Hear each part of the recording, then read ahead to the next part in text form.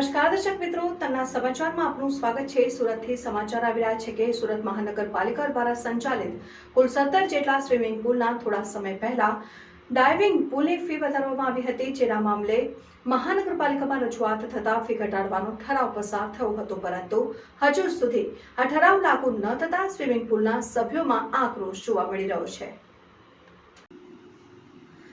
સુરત મહાનગરપાલિકા દ્વારા સુરતમાં કુલ 17 જેટલા સ્વિમિંગ પુલનું સંચાલન કરવામાં આવ્યું છે, જેમાં થોડા સમય પહેલા ડાઇવિંગ પુલની ફી વધારવામાં આવી છે, જે મામલે મહાનગરપાલિકામાં રજૂઆત થતાં ફી ઘટાડવાનો ઠરાવ પસાર થયો હતો, પરંતુ હજુ સુધી આ ઠરાવ લાગુ ન થતાં સ્વિમિંગ પુલના સભ્યોમાં આક્રોશ જોવા મળી રહ્યો છે।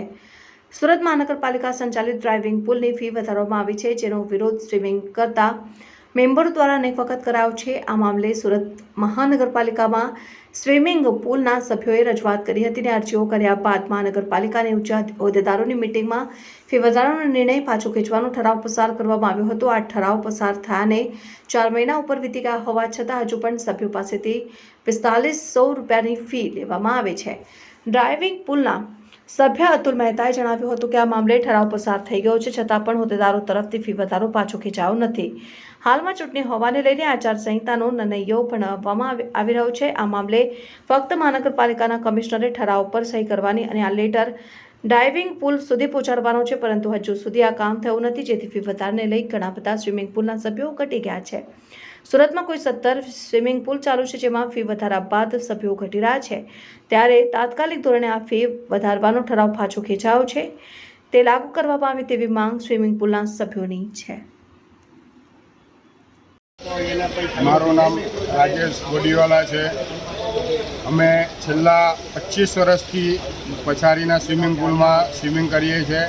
ફર્સ્ટ બેચની અંદર લગભગ 80% સભ્ય સિનિયર સિટીઝનો છે, અને એ લોકોને આ ફી વધારો એટલો મોંઘો પડે છે કે એ લોકો આવતા બંધ થયા છે।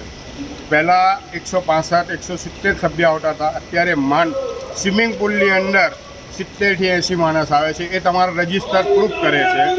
એના કારણે પહેલાં ફી વધારો પાછો ખેંચો તો એ લોકોની ફી ઓરિજિનલી 1875 હતા, એ લોકોને પોસાય એવું હતું।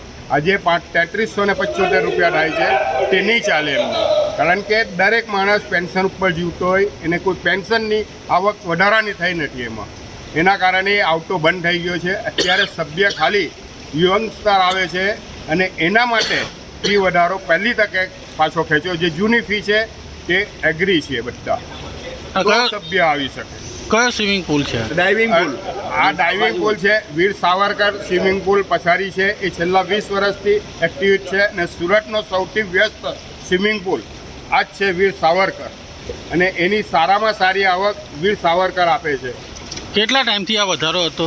આ વધારો છેલ્લા નવેમ્બરમાં, અને આજથી 2 કે 3 વર્ષ પહેલાં જ્યારે સ્ટેન્ડિંગમાં ભાવ વધારો આવેલો 1800 થી 1200 થી 2500 કરેલો, ત્યારે એવું કહેવામાં આવેલું કે જે તે ટાઈમે હવે પછી વધારો આવશે તો 10%નો જ આવશે। સ્ટેન્ડિંગમાં આવું મંજૂર કરવામાં આવેલું હતું, 10 વર્ષ તો વધારો મળશે જ નહીં। આજે 80% એક સાથે વધારો મૂક્યો છે આ લોકોએ, તો એ અમને માન્ય નથી। અમે એવું વિચારીએ છીએ ભાઈ 10% આપો તો અમે માન્ય ગણીએ છીએ। ઓકે, અને ઠરાવ પસાર થયેલા છે, આટલું બધું થયા પછી પણ રૂબરૂ મુલાકાત લેવા છતાં પણ અમને આશ્વાસન આપવામાં આવે છે, પણ ફીના ઠરાવ કોઈ